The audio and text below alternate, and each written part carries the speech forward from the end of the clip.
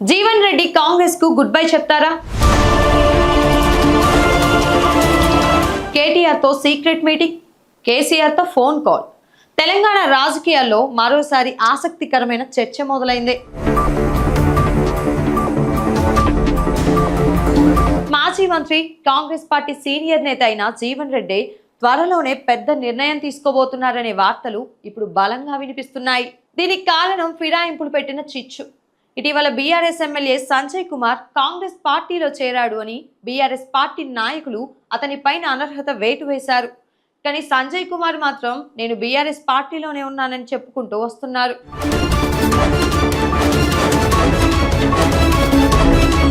ఇక్కడే అసలు సమస్య మొదలైంది. మరి బీఆర్ఎస్ పార్టీలోనే ఉంటే మా కాంగ్రెస్ పార్టీ కార్యకర్తలతో ఎందుకు కలుస్తున్నావు? కాంగ్రెస్ పార్టీ ఇంటర్నల్ మీటింగ్ కి నువ్వెందుకు వస్తున్నావు అంటూ జీవన్ రెడ్డి గట్టిగానే నిలదీశారు. సంజయ్ కుమార్ కాంగ్రెస్ పార్టీలోకి రావడం ఇష్టం లేదని జీవన్ రెడ్డి హైకమాండ్ కు కంప్లైంట్ చేసినా హైకమాండ్ అంత పట్టించుకున్నట్లు అనిపించలేదు.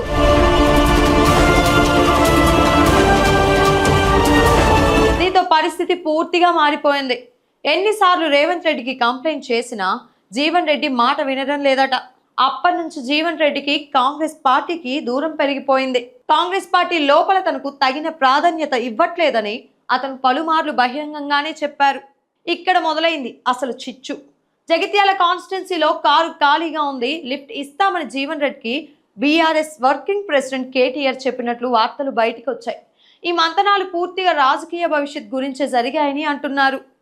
ఇది నిజమా కాదా అనేది అధికారికంగా ఎవరూ ధృవీకరించలేదు.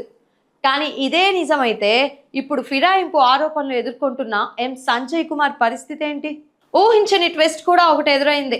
ఏంటంటే బీఆర్ఎస్ అధినేత కేసీఆర్ స్వయంగా జీవన్ రెడ్డికి ఫోన్ చేసినట్లు.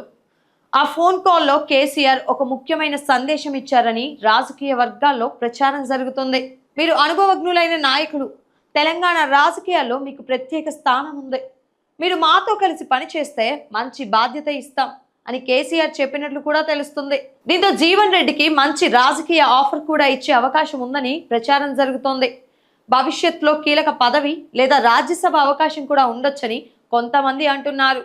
అయితే రాజకీయాల్లో నిశ్శబ్దం కూడా ఒక సంకేతంగా భావించేవారు చాలా మందే ఉంటారు. అందుకే ఈ అంశం ఇప్పుడు మరింత చర్చకు దారితీసింది.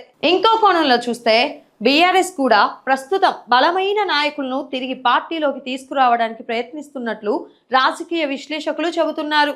ఇలాంటి సమయంలో అనుభవజ్ఞులైన నేతలు పార్టీలో చేరితే అది రాజకీయంగా పెద్ద మార్పుకు దారితీసే అవకాశం కూడా ఉంటుంది. మరి పార్టీ మారిన సంజయ్కి బుద్ధి చెప్పడానికి ఇదే అదునైన అవకాశమని కేసీఆర్ భావిస్తున్నట్లు కూడా తెలుస్తోంది. కాంగ్రెస్ పార్టీ కూడా తెలంగాణలో అధికారంలో ఉంది. ఇలాంటి సమయంలో ఒక సీనియర్ నాయకుడు పార్టీని వదిలేస్తే అది కాంగ్రెస్ కు చిన్న షాక్ కాదని అంటున్నారు. ఇప్పుడు ముఖ్యమైన ప్రశ్న ఏంటంటే, జీవన్ రెడ్డి నిజంగా కాంగ్రెస్ కు రాజీనామా చేస్తారా, లేదా ఇవన్నీ కేవలం ఊహాగానాలేనా? రాజకీయాల్లో చివరి నిమిషం వరకు ఏదైనా మార్పు రావచ్చు. అందుకే ఈ అంశంపై స్పష్టత రావాలంటే జీవన్ రెడ్డి స్వయంగా మాట్లాడే వరకు వేచి చూడాల్సిందే. ఒకవేళ ఈ ప్రచారం నిజమైతే తెలంగాణ రాజకీయాల్లో మరో పెద్ద ట్విస్ట్ రావడం ఖాయం. కాంగ్రెస్ బీఆర్ఎస్ మధ్య రాజకీయ సమీకరణాలు కూడా మారే అవకాశం ఉంది. మరి నిజంగా ఏం జరుగుతుంది? జీవన్ రెడ్డి కాంగ్రెస్ లోనే కొనసాగుతారా, లేదా బీఆర్ఎస్ లోకి ఎంట్రీ ఇస్తారా? తెలంగాణ రాజకీయాల్లో ఈ ప్రశ్నకు సమాధానం త్వరలోనే తెలిసే అవకాశం ఉంది.